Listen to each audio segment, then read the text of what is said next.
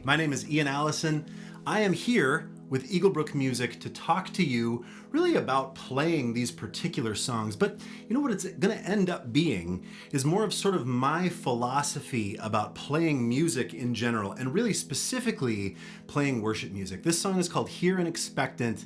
I got to record it. I was actually in New York visiting my sister, and Dave Holvig, who is in charge of music at EBC, was like, hey man, will you record some songs for me? I was like, absolutely. So I brought this bass. This is my, it's a custom shop, 58 P bass that I love very much. My daughter actually gave me this jelly bracelet when I went on a tour a long time ago, and I've had it on here for years. But this bass is a fantastic workhorse, really just solid foundation to lay down almost really any style of music for recording. But I want to talk to you about some gear stuff. I'm also going to talk to you about the parts that I play on that tune. And as you can hear and see, there's nothing going on that is like super ornate or like crazy chops. There's nothing like that, right? My whole thing is I value three things about playing music in general. I really value consistent attack and time. So as a bass player, you have to play with a really consistent sound, and you have to play with great time feel. I also really value, especially in this genre of music, part creation that's really intentional. So instead of thinking about, well, just gonna play eighth notes, or I guess I'm just gonna play whole notes here and sort of go into the zone of like, oh, I guess that's boring. I really think about like, wow, how am I going to set the scene for this part with very simple playing? And that brings me to the third thing, which is thinking sort of like cinematically around part creation. So thinking about what sound and what rhythm and what vibe, what set of notes are going to make this scene of the song work. And by scene, I mean all the individual elements, right? The intro, the chorus, I guess we got the verse and the pre-chorus before the chorus, right? But all of those sections of the song I think of differently. So let's talk about this tune a little bit. Right away in the beginning, the intro, I could just bounce eighth notes, right?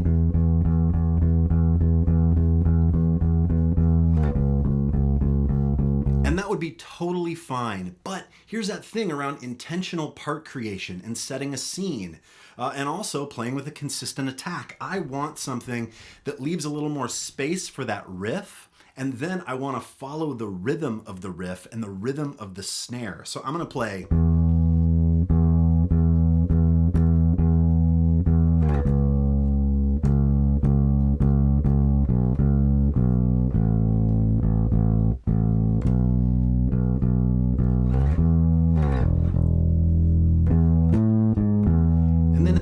There's one time, right, where it's so tempting to play all the time, right? You could do that, but that would sort of maybe pull attention to the bass part. I don't really want to do that. But at that last moment, I'm going to sort of bookend it. I'm going to finish it up with that lick tying into the guitar, okay? And then in the verses, you may have noticed I have a different sound. So in the verse, I'm playing an octaver, right? And the octaver, to me, sort of just sounds like synth bass. I'm thinking like a key bass player when I use the octave pedal, right? So in that verse, especially verse 2, I'm going up into this register. And there's a space. I'm going rest, and then. And what it is it's filling in the gap of the vocal, right? Here and expectant, wide open. Excuse my terrible singing, but really that's honestly how I think. I think about the melody and then I think, should I be playing with that melody? Or should maybe I be playing a part that is completely different from the melody and in a spot where the melody isn't going, right? Specifically in a spot where there's a break, a vocal rest. So that's what's going on. And that is a 3-leaf octave pedal with the tone set pretty wide open. So it's a sort of like gnarly square wave sound.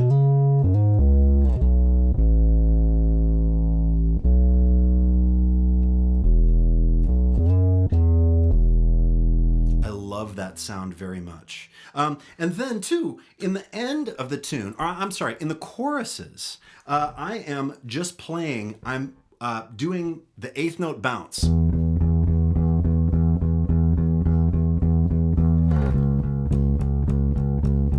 But then the back half,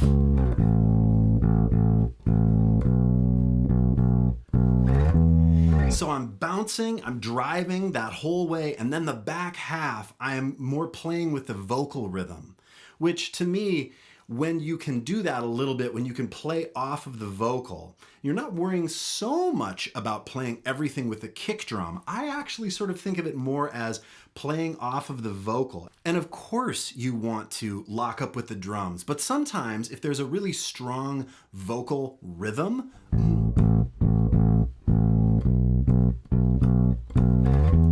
you maybe want to grab that, right? And I really think about the vocal a lot, especially when playing worship music. So thanks for checking this out, and happy playing.